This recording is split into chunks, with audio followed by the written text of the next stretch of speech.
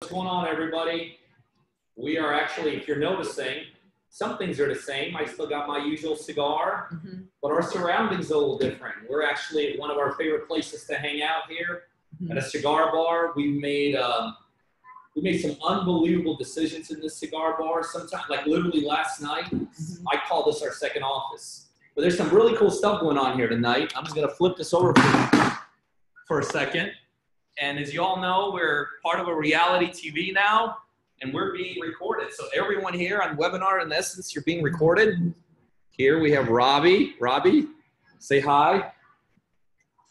There's Robbie. That's where Josh gets it from. That's where Robbie and I are really cool. We're excited to be doing this together. But guys, we want to welcome you all. I know some of y'all are still dialing in from across the country. These Tuesdays are really designed to show you all two things. One, we want to teach you guys some stuff here. When we're done, we want you all to be leaving with something of value, something meaty that you all can go out there and implement. But really the biggest reason for these is we want to show you guys how you connect with us, how you all can do more deals, how you all can get 100% money from me to do your deals, how you could utilize all of our infrastructure, our employees, our tools, our resources to do the deals. And then we want to basically sell the deals off and split the profits. I mean, that's what we're all about, guys. We're about doing deals. And we want to utilize technology as a way to connect with you all. And I'll tell you guys, it is flat out exciting. I was just talking to Julie. We just came from our lake house, from my lake house about an hour ago. We were doing some video in there. We did some video on the boats. It was really cool. And at the end, they were just kind of videoing Julie and I talking about some stuff. And the things I was talking to Julie about are the deals we're doing with people across the country. Didn't we just close 2 deals in Texas with Absolutely, Tony? Waco. We closed 2 deals in Texas yesterday with Tony. I don't know if Tony's on here tonight, but man, that is exciting because the cool thing is we closed the deals with Tony yesterday. This morning, he and I are talking about some things. And I'm like, all right, Tony, so here's what we got to do. You know, we're implementing the steps to get the properties fixed, sell them off. And Tony's like, hey, we're on our way to look at the next 2 deals. So that's the cool thing about when you're all doing deals with us, guys, is that it's not just a one-off. The goal is not just to kind of by accident find a deal here, find a deal there, and then truck on. The goal is to establish long-term relationships with you all. Because as you guys hear me talk about it all the time, the things that are missing from most people who are never able to do deals is experience and money. And when you're doing deals with us, you piggybacking off our experience of thousands and thousands of deals, and you're utilizing our money.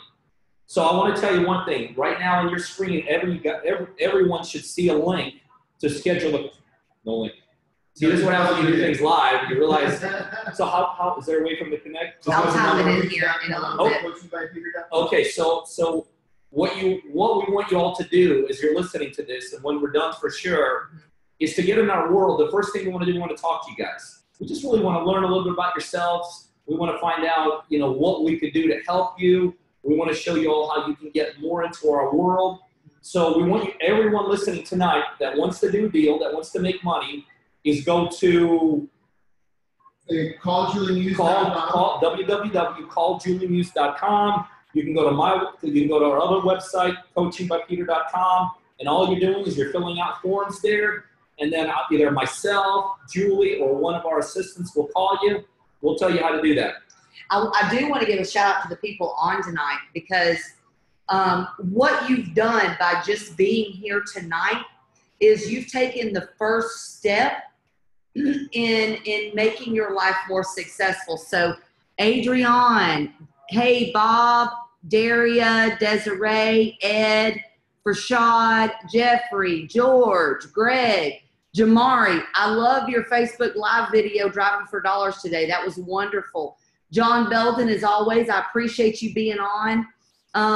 Marzia, Michael, Patrick, Rich, I appreciate you taking time out of your busy lives to learn a little bit more about some opportunities, because if you do not spend this time in your life to grasp these opportunities, you're never, ever, ever going to go anywhere with them. So great job. I applaud you for that. And, you know, when I talk about opportunities, just like Peter's talking about, what a tremendous opportunity they have. Even though we have these, film guys here today, I was just on the phone with one of our guys, Andrew and Darcy out of Colorado. Yep, and you said what? Well, they are going to an appointment like in 10 minutes. This close to getting the deal done, hopefully. This close, the numbers work, this close to getting the deal done. And they started with us, less than a week ago? That's awesome. So, and look, guys, the difference between Andrew and Darcy and you is Andrew and Darcy took action, and they are doing whatever they've got to do to be successful. And I know this is a cliche, but if I can do it, you can do it. The same thing goes for them. I mean, they are not, they're great people. They're going to be uberly successful, but they're just getting started, which is absolutely amazing. And I think with what you and I do, calls like that, it makes my day. I know it does yours. No, this is what it's all about. It's interesting. I was just talking to Marquette, who's sitting over there. I know I'm going to mess this up for you, Ralph, again. I need you to, Marquette, say hi. And he was interviewing me just about a couple hours ago, and one of the questions he asked me, like, in terms of doing deals and all this, and guys, this is our topic for today, how to do deals remotely. But the interesting thing that I told Marquette, and he and I were talking a couple hours ago, is that 20 years of this business, 3,500 plus deals, dozens and dozens of deals every single month. This is the first time ever out of those 20 years that we as a company are actually doing more deals outside of where we are here in Atlanta than we are here. And so we thought that'd be a great topic to cover today. How do you as an investor invest outside your own market? Because here's the thing. When you're only investing in your own market, we're not going to talk about investing in your own market, but Julie and I can talk about for hours about the value of investing in your own market. Okay? There's tremendous, tremendous value being local. Matter of fact, if you're just getting started, unless you're working with us directly, we would never suggest investing outside your own market. In your own market, you can see it, feel it, touch it. If something goes wrong, you could be there in 10 minutes. It's easier to qualify people locally. It's easier to screen people out, like contractors locally. You probably know your market a little bit more than you know market 500 miles down the road. So the thing is, you've got to invest locally. You've got to start out locally. But when you're at that point where you're ready to invest outside your own market, you should never let that opportunity go by. So let me just kind of throw out some valuable tips and the things that you gain by investing outside your market that really you can't gain when you're in your own market. Number one, territory. I mean, even here in Atlanta, we got 5 million people. I don't know how big it is, but I'm sure it's probably about 100 miles across, from one edge to the other. But we're limited here. I mean, we have a territory, 5 million people, 100 miles square footage. So you're limited in territory. When you go to the nation, you're not limited by territory. When you're investing locally, the other thing is you're many times limited by the money sources you could use. For instance, interestingly enough, when I used institutional capital, there's certain institutional capital I could only use, not believe it or not, but it's just some institutional capital only works in certain states. Some institutional capital, for instance, for some reason doesn't want to be in Atlanta. So you open up your territory, you open up your sources, and even though locally you could screen your people better in terms of contractors and realtors, think about the possibility of me screening people across the United States. I can get the best realtor here to work for me. That's Robbie over there. She is a fantastic realtor. But guess what? We have some realtors outside of Georgia that don't want to work in Georgia, but they are just killers. So many times, in my opinion, when I'm investing outside, I have the ability to actually choose from better personnel. When I'm investing outside of my own local territory, I'm also, beyond just the geography, I'm also not limited by the types of deals. Like here in Atlanta, this is really, it's becoming very much a cash flow kind of a game here. I mean, we always like to do fix and flips. We love our fix and flips. But really Atlanta, because of the price points, because of the competition, we are kind of being dictated by the market and what kind of deals we can do here and what kind of deals we can't do here. But let's say I want to do a lot more fix and flips. Well, guess what? There's pockets outside. Like, for instance, we just had our good friend Seth here. He just left earlier today. Well, in his territory, which is in Modesto, no cash flow. We haven't done it. Have we ever done a cash flow deal? We haven't done a cash flow deal there in years. Which is strange. Which is very strange. Because Florida's so cash flow driven, Georgia's cash flow driven, Alabama's cash flow driven. And then you go to places like California, you go to Chicago, and there's more opportunities. You know, this is a very strange analogy, but being able to work outside of your marketplace is almost like going to an all-you-can-eat buffet. Yep. Right? No question. You got the buffet is America, and I don't have to eat everything on the buffet, but I can go around and pick and choose the things I want to eat. No question. Like Chicago, like Baltimore, Maryland, like, you know, the Detroit area, Denver, you know, things in Texas. So if you do not know how to work outside of your local market, you're not eating at a buffet anymore. You're eating at a restaurant that just has one type of food. And that makes a big, big difference. No, it's huge. It's huge. Now, those are the upside things about working outside your market. But the reality is, like I said earlier, I would not suggest people starting out. So the question always comes up that I hear is like, well, when do I go outside my own market? You know, people will sometimes call me. They're like, gosh, Pete, I got this opportunity to buy a terrific property, and it's, you know, 300 miles outside of where I live. And so these are some things that I would suggest to focus on before going outside your market. Number one, do at least a couple deals locally. Mm-hmm. Because by going through a couple deals locally, you're going to work out the kinks in your system. Number two, if you're doing something outside, in my opinion, you have to have some kind of infrastructure set up there. Like, for instance, even to this day, when we're investing outside our market with our partners like you all across the country, guess what? You are our infrastructure there. We're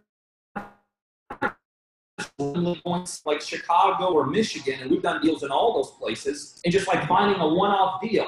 No, we are set up from an infrastructure perspective. Now, sometimes that infrastructure literally is just that one person. Well, let me tell you something. You know, we were just talking about Seth a couple minutes ago. 2 years ago, Seth was one person in Modesto, California for us. And out of that one person came one deal, two deals, and now there's offices there with us, there's employees there, all this. So you got to have some kind of infrastructure to be able to invest outside the market. The other thing is, just like we were talking about, some money is available outside as opposed to inside. You also got to figure out from your money sources, if you're doing this yourself. I mean, you'll be shocked how many times I'll be talking to somebody and they're like on the way to doing a deal and they're like this close. I mean, everything is in place. They got this in place, the construction piece in place, the realtors in place, the sales team, the acquisition. And then they're like, they're a couple weeks away and they make that call that we all make if you're using outside capital to their money people. And all of a sudden their money people are like, yeah, we're not set up to be there. So you got to make sure that your money sources are able to invest there.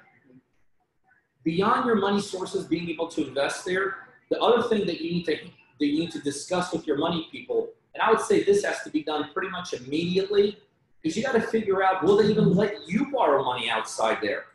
I mean, there's funds that we borrow from that will lend in Texas all day long, but they'll never lend to somebody who's outside of Texas if they're doing like their first, 2, 3, 4 deals. That's a great point. I never really thought of it that way. So unless you live there locally, a hard money lender is going to be very, very hard off. Absolutely. It's a great point. All the rules change. So you got to have the experience. You got to have the infrastructure. You got to make sure that the money is available to you there, okay? The next thing you want to do, well, not the next thing, but probably I think these all kind of fall. I don't know if any of these are priorities, but I will tell you, do not invest in markets you don't understand. I've seen investors make mistake upon mistake upon mistake based upon the values they know to be local, and they all of a sudden think those are the values outside the marketplace. So like here in Atlanta, if we can buy a fix and flip for under $100,000, we're buying it. I mean, it's just like, we're getting it. There's no question. If there's an opportunity to retail that deal off. Well, guess what? You go into some third, fourth tier markets, $100,000 deal, that's not even that good of a deal. So I've seen people buy strictly based upon the price. Like, man, I'm in California, and then I went to Ohio, and I saw property for $150,000. And I'm like, well, are you buying it? Yeah, I'm definitely going to do that deal. And so now I'll say something like this, well, why are you doing that deal? Like, it's only $150,000. And I'll be like, okay, well, what does that mean? Well, gosh, here in Los Angeles, I can't get anything under $1 million. It has nothing to do with it. So when you're investing outside your local market, you have to make sure that you understand the market in which you're in. You got to make sure the contractors are in line. I mean, it's easy to get a contractor, but I can tell you, I mean, Robbie will tell you, I mean, she deals with contractors for us all day long. Contractors are not easy to deal with when you're like 10 miles down the road from them. So you got to make sure that when you're investing across the state lines, you got to make sure you screen your contractors out correctly. So how do you do that? Number one, you ask for referrals. I will tell you this, and even at this level, what we're at, and I don't need to necessarily fly into places, but I still do. Sometimes I want to put my own eyes on the deal. I mean, sometimes I'll literally leave here at 8 in the morning and fly back in at 8 at night just so I could meet the contractor, so I could meet the sales team. So I'll tell you an interesting story. I think with Nick in, where's Nick? Oh, yeah, Albany, Kentucky. In Kentucky. So we were doing a deal with one of our partners there, and we were buying like we own a couple properties there right now. And I flew in with Nick, and I said, listen, one of the things I want to do in that first go-around is I want to meet every single member of the team. So, you know, we met some people that are going to be helping us along the way, and the very last meeting was the realtor that was going to sell this property. So I walk into this, like, a pretty darn luxurious office, sit with a very professional-looking young lady. You know, we're talking back and forth, and, I mean, she perfectly checked out. And I had, probably out of all the people he introduced me to that day, I would say her was probably the top person. And that gave me tremendous comfort level. Remember, one meeting, you could kind of fake it. I didn't have a chance to kind of check her out behind the scenes and all this. So we're a month into the process there, and all of a sudden, there was a deal that we put under contract that did not check out correctly. We backed away from the deal, which is, you know, that happens, no big deal. And about a week later, Nick gets a letter from this agent. I don't know if you know this. She sends him a letter. She says, you owe me the commission on this deal. Now remember. Oh, I remember that. So we're within our due diligence period. We're within our inspection period. We back out of the deal. And all of a sudden, she's threatening to sue one of our partners, which is like, we take that personally. That's like you're going after us personally. And she starts literally BSing him. Like, well, yeah, in real estate, if you put a property under contract and I help you find that deal, you owe me the commission. Now think about this. 20 years in the business, thousands and thousands of deals, she faked me out. She literally faked me out. And so when you're investing across the state lines, you really, really got to get a handle on who it is you're dealing with. And sometimes it is more than just a one-on-one face meeting. Like, see, what I probably should have done in that regard, or during that time frame, I should have done more due diligence on her. Like, we found out later she was kicked out of the last 2 or 3 brokerages she was in. We found out later there was other things that she was bottom line, we realized it was just a stupid agent. Obviously, nothing happened. We pushed back on her. She ran away with the tails between her legs. But guess what? If I was brand new, and this is one of my first couple deals, that would have caused a tremendous heartache for me. That would have, you know, that would have been definitely something I would have stressed over, lost sleep over. And who knows? I mean, if I wasn't thinking the right way and I was kind of brand new, and it was one of my first couple deals I was doing, I might have like agreed that I owe this agent $12,000, which is what she was going after for. So very, very important that if you're going to be investing across state lines or really outside your own market, you know, and I keep on saying across state lines, I really think it's anywhere outside your own market. Like if somebody were to ask me, Pete, what's your home market? It's Atlanta. You know, if somebody brings me a deal from Savannah, Georgia, even though it's inside our state, that's not my market anymore. Somebody brings me a deal from Macon. Somebody brings me a deal from Cleveland, Georgia. That's not my market. So you got to get a grip on who you're going to be dealing with. You know, because the other thing is, the further you go away from where you are, the more reliant you're going to be upon other people. Like here locally, if we have a bad agent on the deal, fired, gone, another agent replaced, we won't even miss a beat. Because here we're connected to agents. You know, we know tons and tons of agents. So if one slips through the cracks, no big deal. But guess what? If you're investing somewhere 300 miles away and your agent goes sideways, guess what? You better figure out, you better have something in line very, very quickly.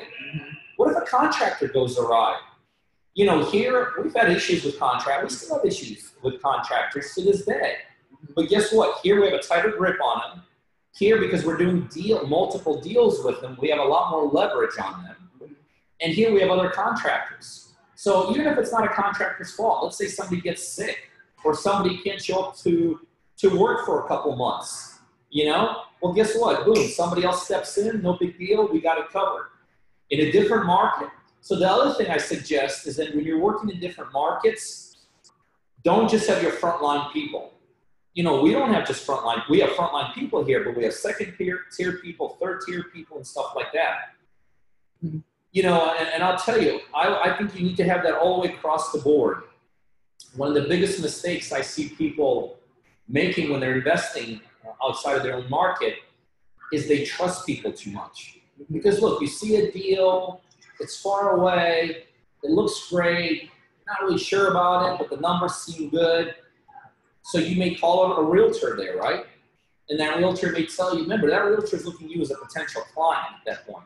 That realtor is looking at you as somebody that they could make money off of, right? And so they might just look at you as somebody they're just going to do one deal and that's it. They're done. They're out.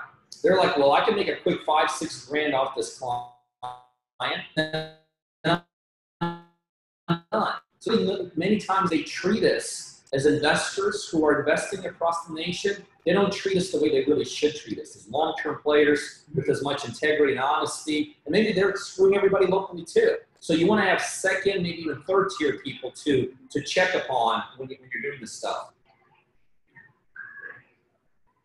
You want to make sure that you can execute as you're investing across the nation. Because remember, the thing is, like when we're doing stuff here, we have things lined up. You know, it's like almost a checklist.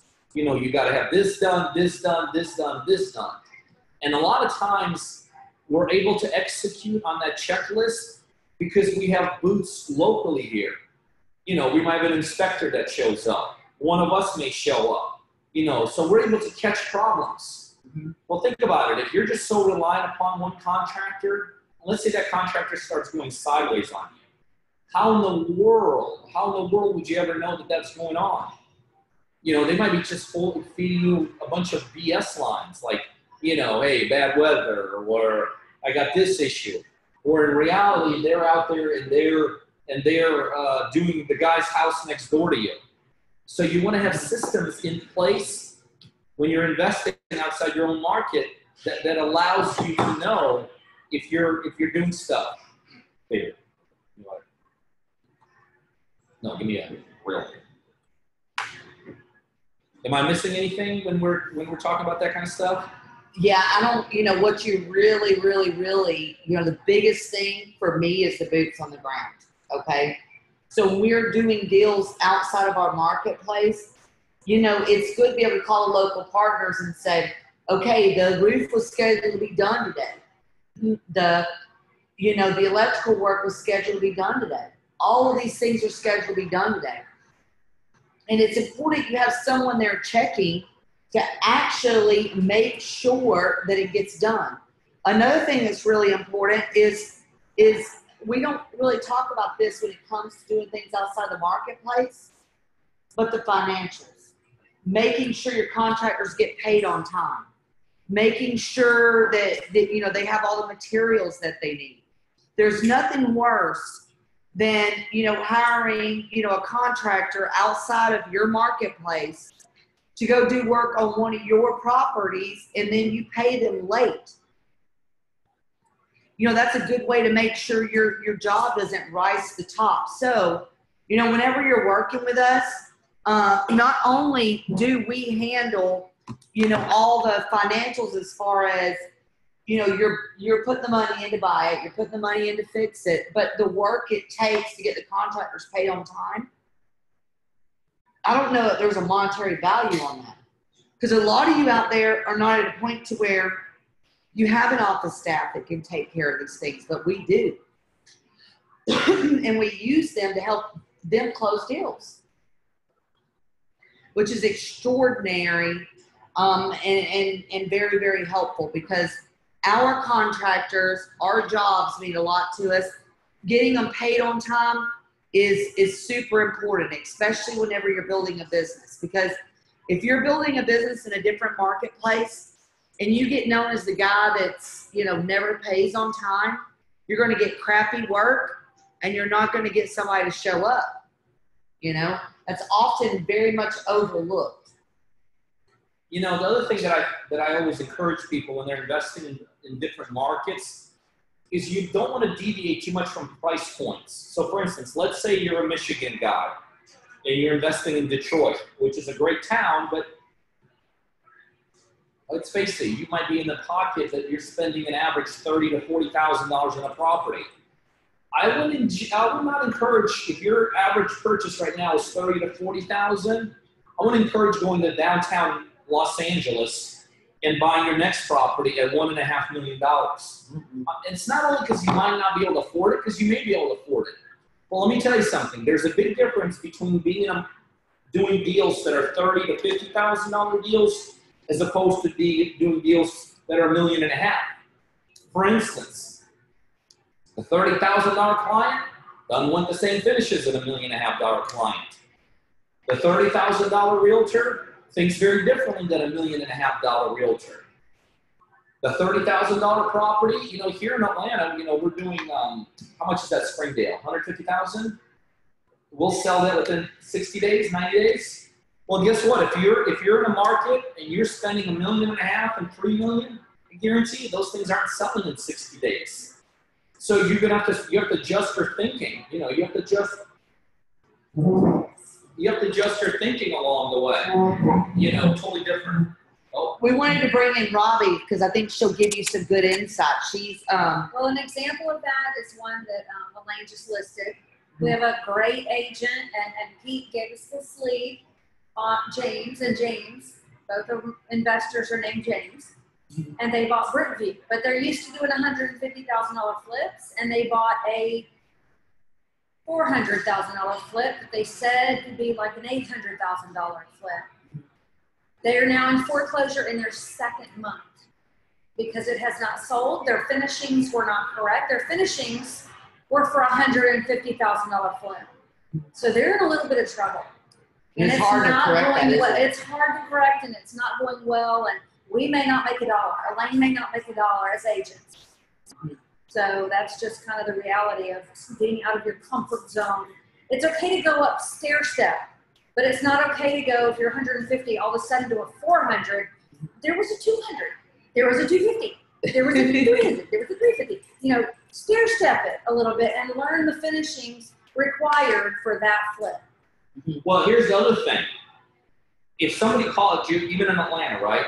If somebody today out of the blue says, hey, I want a property listed 150 miles from here. I mean, it could be construed because we're living in the north side of Atlanta. 150 miles could be construed somewhat Atlanta. The chances are you might not even go list there, right?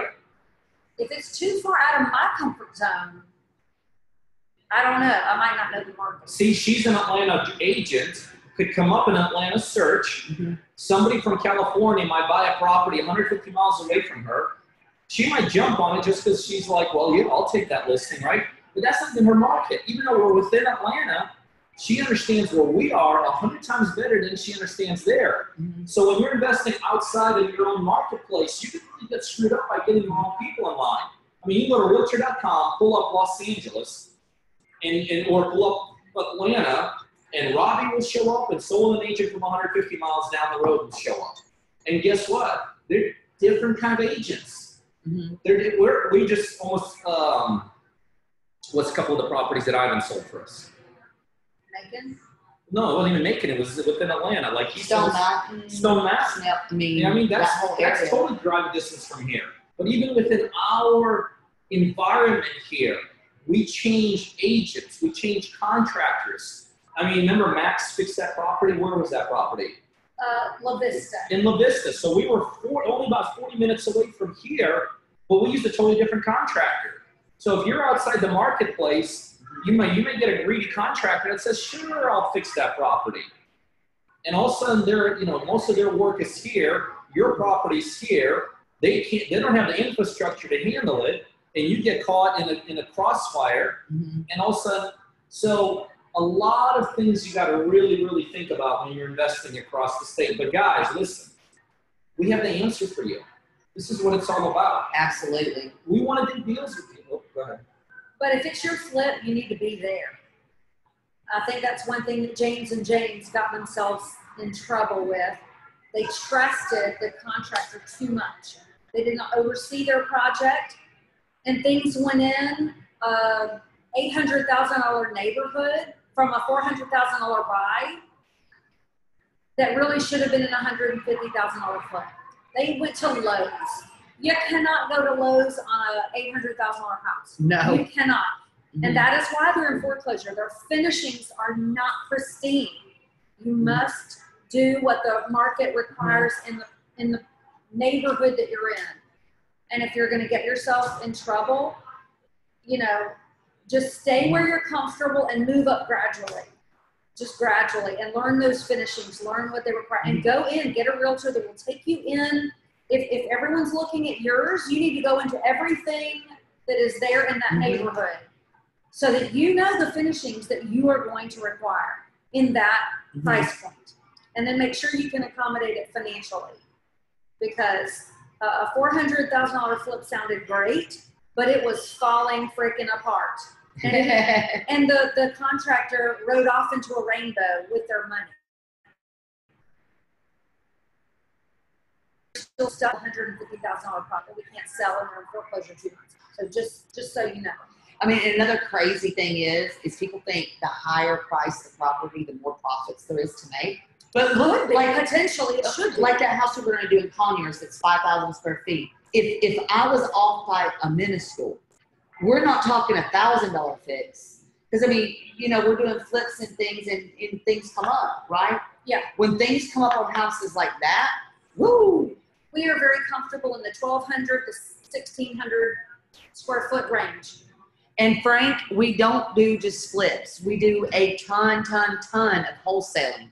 And depending on your marketplace, depending on the profit margin, we have to decide what's best to wholesale it and or to fix and flip. We had that deal in Duluth that we made $46,000 on a wholesale deal. We would have made $60 on a fix and flip. Why in the world would you ever do a fix and flip and go through all of that when I could just, flip it to another investor and then make the money? So no, we don't just do fix and flips. Actually, wholesaling is my favorite. I like no risk, being in, being out, because flips are luxurious. Everybody wants to do them. I mean, it is a lot of fun, right? But it's not super easy. But what you can do is you can lean off of our experience, his money, and you'll be set to go. Because the quickest way to success is to find someone more successful than you to help you with your success, so that you don't make costly mistakes, so that you don't, make poor decisions. Because whenever, I have something that I need to know or that I'm working on, I have people that I call. Now, I might call her, I might call him.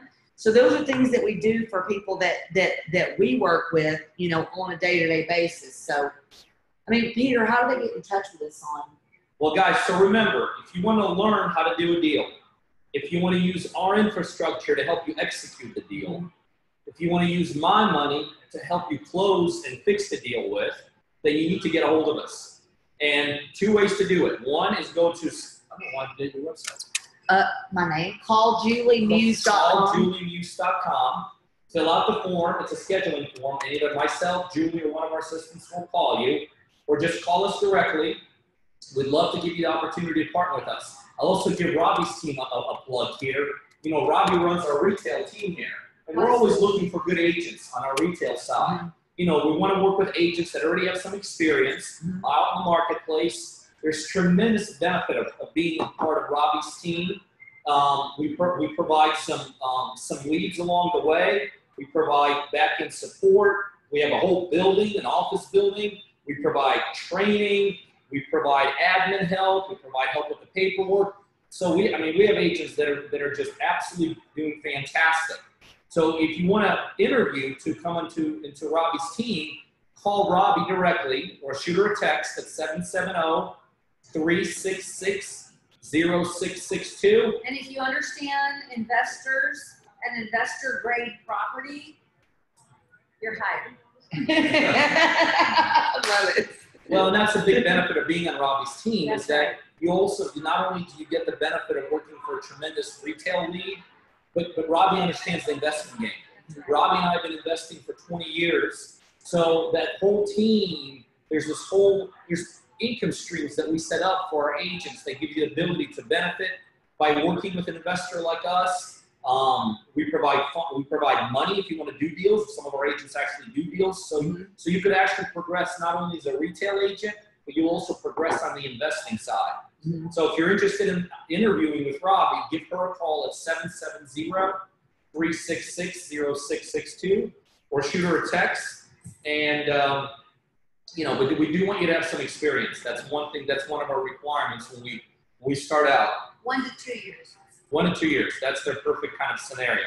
And she's got a partner who's a team lead in there. And Elaine's fantastic. She's been doing this for a long, long time. That's right. You know, Robbie and I have been investing for 20-some years. So we've done Numerous. thousands of deals together. So she's got tremendous experience. She's a great team lead. They got great training. If I was a real estate agent, which I'm not, but if I was, there's no question that I would ask Robbie, would you hire me? Of course. And Robbie would hire me. You see?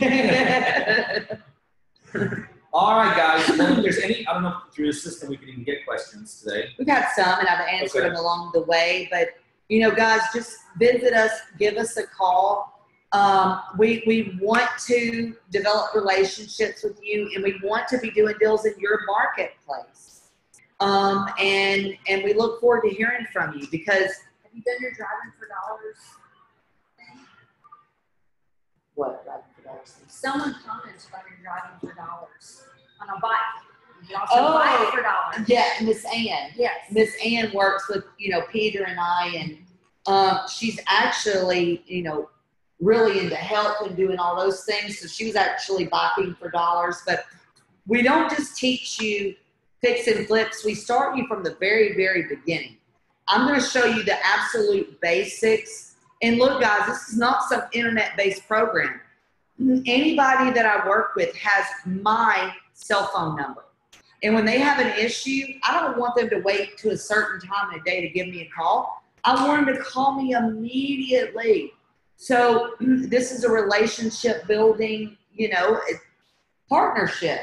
It is mentoring until we can get you to a point to where you're already doing deals and we can start to help you grow your business. But we are looking for partners, not people that just, you know, want to get into this and try it and give up. We want serious individuals. That's right. If you pass a house and you feel like it might be an investment opportunity, reach out. We've learned the first dog to the bull eats. So go ahead, reach out to us, and we'll help you figure out a way to get to that house and get to that flip. All right, cool. Well, I think we're done unless we have any other questions that we haven't answered yet. But guys, we enjoyed it. Remember, guys, use our money, use our infrastructure, use our resources, or use our knowledge, experience, know-how. We want to do deals with you. Go to calljuliemuse.com, schedule a call. We'll go through a quick interview process. And if you fit and you like us and we like you, we'll show you how to get going in our coaching/partnering program. Awesome. Have a good night. See you guys.